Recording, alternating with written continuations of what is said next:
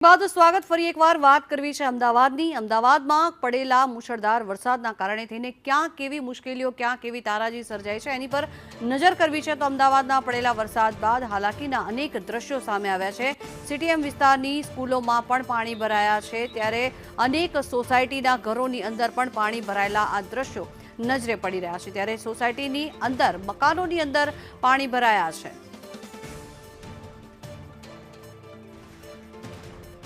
એક જ વરસાદ બાદ અમદાવાદ શહેર જાણે કે પાણીમાં ગરકાવ થઈ ગયું હોય તેવા દ્રશ્યો ઠેર ઠેર જોવા મળી રહ્યા છે।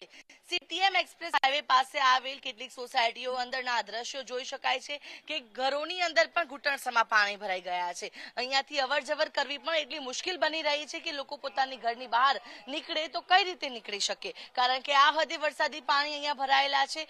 અવનીશ સોસાયટીના આ દ્રશ્યો છે કે અહીંયા હાલ વરસાદી પાણીનો ભરાવો થઈ ગયો છે। સોસાયટીના આખા જે મુખ્ય માર્ગો છે તે પાણીમાં ગરકાવ થઈ ગયા છે। બીજી તરફ લોકોના ઘરોમાં પણ જોઈ શકાય છે કે આ વરસાદી પાણી છે તે ભરાઈ ગયા છે કે લોકો ઘરની અંદર પણ નથી રહી શકતા। જીવન જરૂરિયાત ચીજ વસ્તુ લેવા માટે લોકો બહાર નીકળે તો નીકળે કઈ રીતે તેવી પરિસ્થિતિ છે। સોસાયટીના સ્થાનિકો સાથે વાતચીત કરીશું।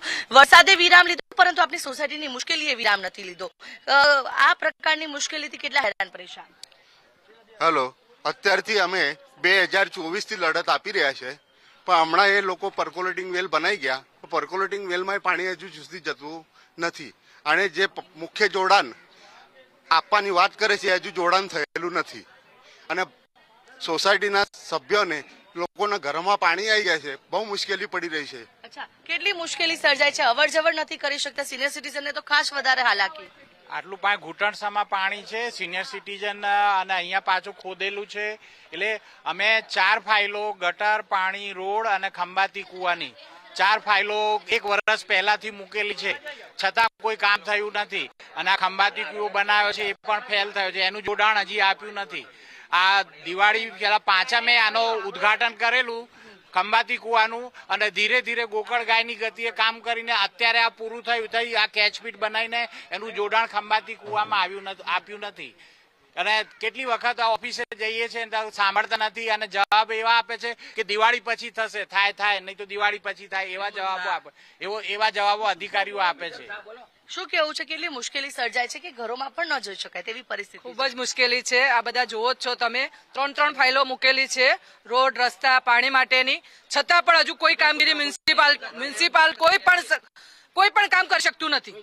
કોઈ પણ રીતે અમારે આ મુશ્કેલી ભોગવવી પડે જ છે। દર વર્ષે 25 વર્ષથી આ તકલીફ પડી રહી છે। બિલકુલ, તો જે રીતે અત્યારે જોઈ શકાય છે કે પરિસ્થિતિ એવી છે કે લોકો ઘરની બહાર નથી નીકળી શકતા। વરસાદી પાણીની વચ્ચે રહેવા માટે લોકો હાલ મજબૂર બની રહ્યા છે। ત્યારે સવાલ એ થાય છે કે અમદાવાદ મ્યુનિસિપલ કોર્પોરેશનની પ્રી મોન્સૂન કામગીરી ક્યાં જાય છે?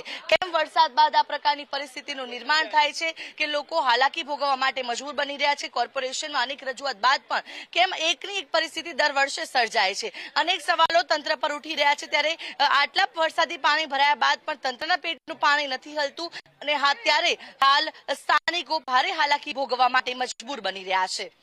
કેમેરા પર્સન ચેતન પરમાર સાથે આયુષી યાજ્ઞિક, સંદેશ ન્યૂઝ, અમદાવાદ।